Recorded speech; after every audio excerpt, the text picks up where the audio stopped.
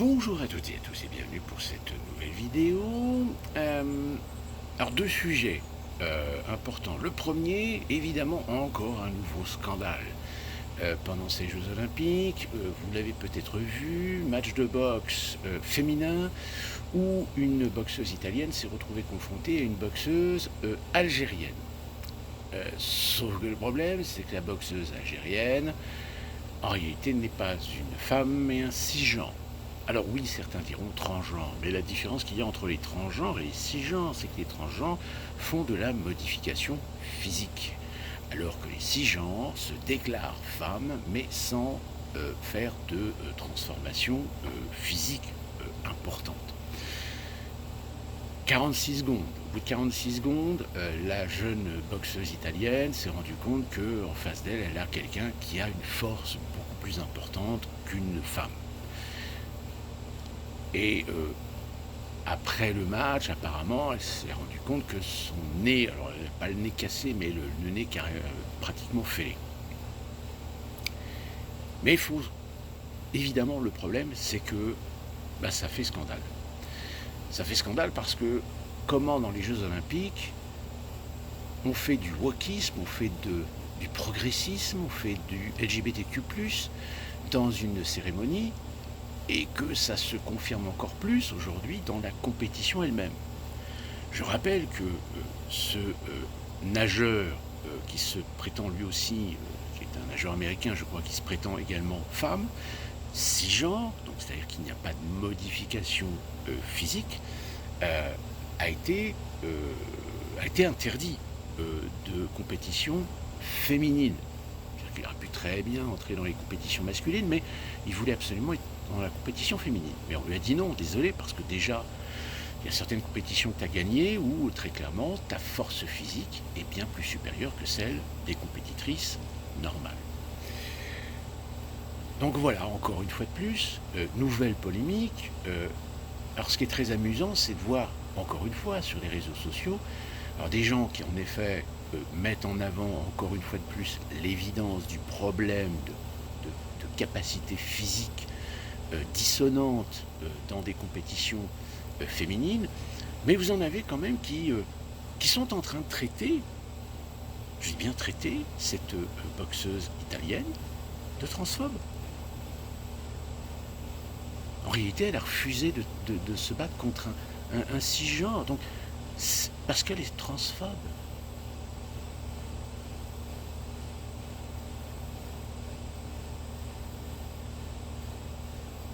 Non, vous voyez, encore une fois, ça rejoint ce que je vous disais, de ces idéologies déconstructives qui veulent déconstruire la norme pour imposer leurs lois, pour imposer le désordre finalement, légitimer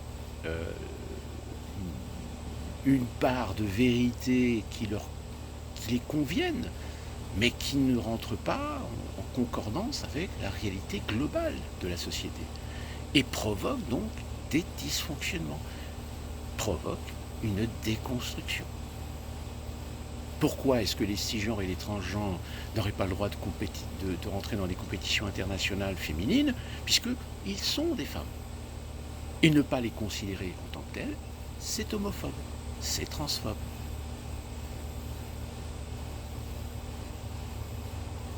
Au même titre que on a eu des cisgenres, c'est-à-dire des femmes proclamées hommes, qui se sont plaints que le fait qu'elles n'arrivaient pas à accéder à des niveaux de compétition, qu'elles n'arrivaient pas à gagner dans des compétitions d'hommes, c'est parce que les hommes étaient des transphobes.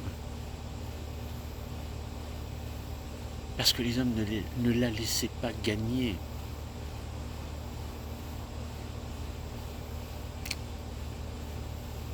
Encore une fois de plus, on est encore en face de cette situation de déconstruction de la société, dans ses valeurs, dans ses normes, dans ses modes de fonctionnement. Ce n'est pas une question d'irrespect envers les gens qui choisissent ou se définissent dans un genre plutôt que dans un autre, mais c'est fait, c'est une arme idéologique pour foutre le bazar, pour foutre le bordel dans la société, tout simplement. Voilà. Deuxième événement aussi, pour finir cette petite vidéo qui changera un petit peu des vidéos que je fais d'habitude de plus de 30 minutes. Actuellement aux États-Unis, vous avez les médias qui sont en train de faire le forcing sur ce monsieur qui apparemment est donc présenté comme le colistier de Kamala Harris. Alors, en dehors de son parcours politique, c'est aussi un vétéran, c'est un homme qui est tout à fait respectable, c'est un homme qui a une certaine droiture, qui a une certaine qualité politique. Mais j'espère qu'on ne va pas trop jouer sur le fait que s'il est colistier et si Kamala Harris l'emporte et donc par conséquent il devient vice-président, il serait alors le premier vice-président gay de l'histoire des États-Unis d'Amérique.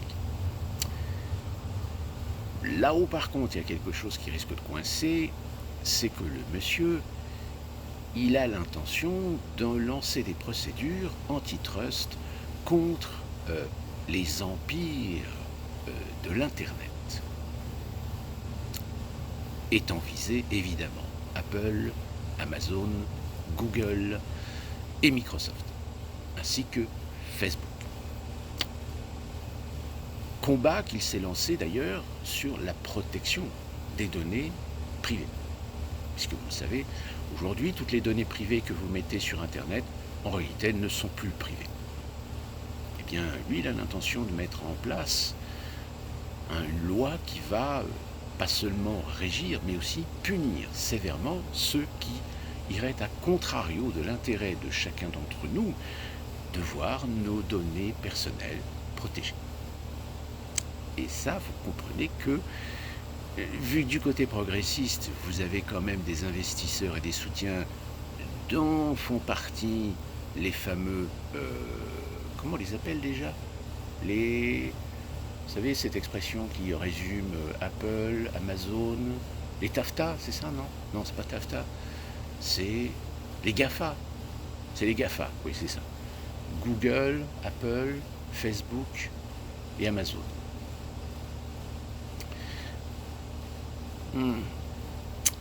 La réponse dans une semaine, puisque la DNC, je rappelle, va avoir lieu la semaine prochaine, le 9 août, je crois. Donc là, on verra si Kamala Harris est bien confirmée. Mais il semblerait que de toute façon, il n'y ait plus de polémique ou de doute sur cette question. Et ben voilà ce que je voulais vous dire. Et nous, on se retrouve très prochainement pour une nouvelle vidéo. Peut-être une petite surprise. On verra.